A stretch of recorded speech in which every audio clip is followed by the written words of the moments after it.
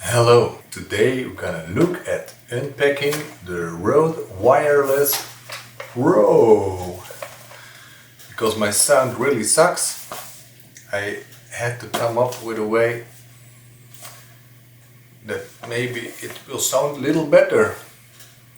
But what's in the box? I mean, I had to open it anyway, so I hope that what's in the box, this is in the box actually. Yeah? But for a tutorial's sake, I open it for you so you can see it's also in the box.